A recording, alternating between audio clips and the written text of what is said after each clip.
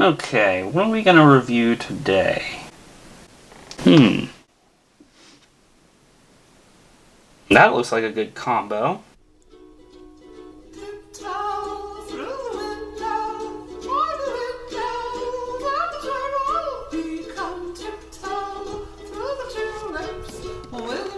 Fine, I'll do it. Hello and welcome to the Cavern of Terror.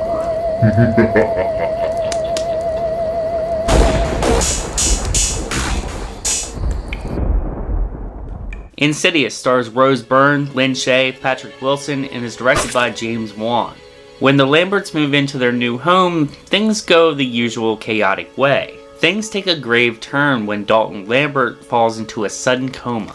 Now it's up to the parents and a medium to save this young boy's life. Insidious starts out strong with what I believe is a beautiful one-take shot. It might actually be 2 takes, but the point is it gives off a vibe for why we're here. It's incredibly unnerving. I have a question for you guys. What makes a great horror film? If you said the atmosphere, you are absolutely correct. If you said tacos, then you are actually also right. This film captures the haunted house feel flawlessly. From the word go, there are inky, dark shadows and an eerie, sorrowful score. Okay, so let's talk pros, because as you guys can tell, there are a lot of them. One of the things that really stands out for me in this first installment of this series is the psychological torture of Rose Byrne's Renee character. I felt for her character almost instantly. All this crazy stuff is happening, and it seems like there's no escape and no help. Needless to say, she delivered a powerful performance. On the flip side of things, let's get into a negative. Let's get this out of the way really quick. This is sort of a personal flaw for me, and it's the personality of Elise Rayner, at least in the beginning. Elise Rayner, of course played by Lin Shaye, feels to me a little bit too bubbly at first. Guys, it might just be me, but in the later sequels of this franchise, which technically take place before this film, in the timeline, I feel like she's a little bit more battle-tested, especially in Insidious 4, The Last Key. Don't get me started about that title, we already talked about that. Her personality is righted, and she does become more hardened as the story goes, and she does start to resemble the character that we do remember from the later sequels as the story goes. The rest of the cast is well reserved. They grow along with the story, just like Elise, but it's really Patrick Wilson's Josh Lambert character that really starts to open up, especially in the second and third act. His character really packs a punch. He also has a sweet chemistry with Rose Byrne. They seem like a real couple. I was very invested in their marriage. I didn't want to see this couple fall apart due to what's happening in this movie.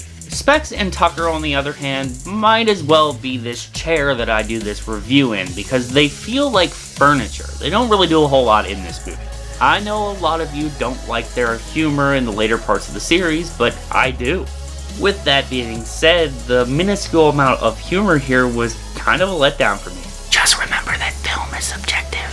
Attention non-horror fans. Yeah, I'm talking to you guys. The story of Insidious is one that will draw you in. Just when you have everything figured out, boom.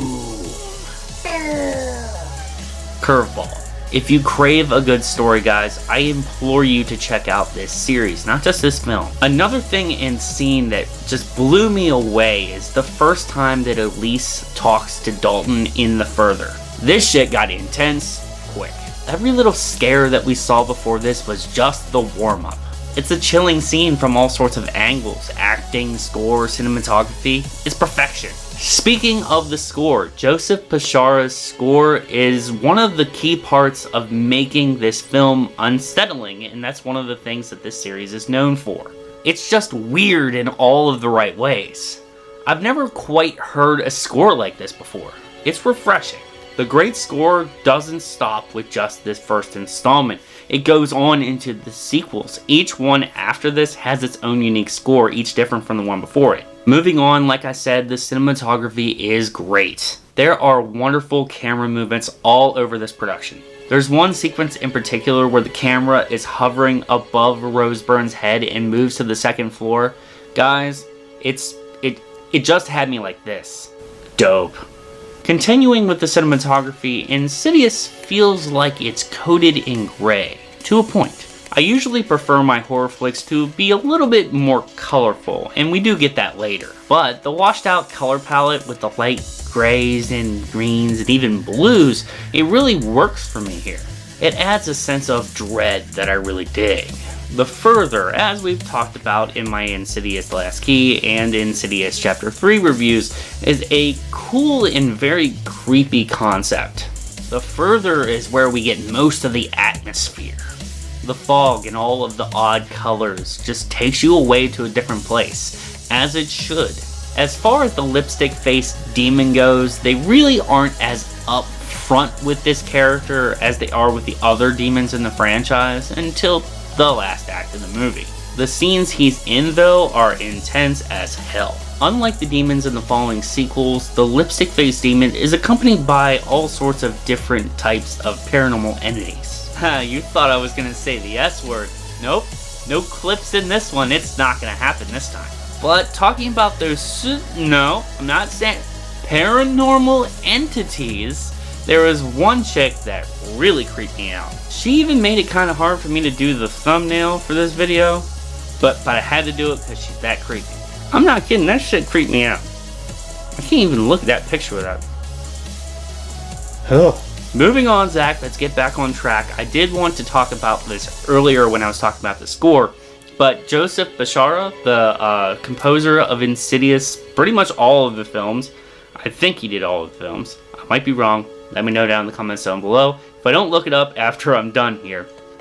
He actually played the lipstick demon. I don't know why, but I always love it when members of the production take on multiple roles. And we all know that's not new to this franchise. Leigh Whannell, the writer of all these films, went on to direct the third part of this series. James Wan, the director of the first two films, ended up cameoing in Insidious 3. This whole franchise to me really feels like a family. In the end, guys, I really didn't have any glaring negatives with Insidious, so of course it gets a Metal Claw. We might even have a modern classic on our hands here, people. It does unfortunately have some flaws with me personally, with the personality of Elise Rayner, and of course the lack of the comedy that I really like. What can I say, guys? I like a good dose of comedy in my horror movies. Insidious is a movie that will leave you guessing and wanting more of the world that they created. The acting is top notch, the monster is scary, and the technical filmmaking is at its highest across the board. Alright guys, that has been my review of Insidious. What do you think of Insidious? Let me know down in the comments down below. If you like this review, make sure you hit that like button. If you're new to my channel, you want to see my review of Insidious Chapter 2, make sure you hit that subscribe button and hit that little notification bell. That way you get notified about that video and all of my future content. That includes my next video, which will be my review of Halloween 5, The Revenge of Michael Myers, with my boy Lee from Drum Dumps. Can't wait to get on that. It is a very debated part of the Halloween franchise. Can't wait to get to it. As I said in my last video, at least I think it was my last video, I am getting dangerously close to 600 subs. I'm at 593, I think. Guys, I'm just about 7 away from 600.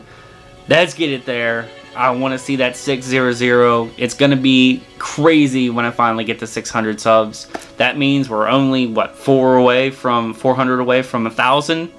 My mind, it's going to explode if I make it that far. But, guys, get it to 600. Stay tuned for my Supernatural Season 1 Episode 2 review, which will be coming very soon. I think I'm going to watch that tonight. I'm reviewing absolutely every season, every episode. I know, I'm crazy. I hope that you guys check that series out as well. It's more podcast style. It's a lot longer. There's pictures. It's an audio style review. And it's fun. So I hope you guys check that out as well. As always, I would appreciate it if you check me out on social media. You can find all those links in the description box down below, except for Stardust. I don't know why I keep forgetting it, but you can find me at Cavern of Terror. But most importantly, I'm Zach. This has been the Cavern of Terror. Stay metal, my friends.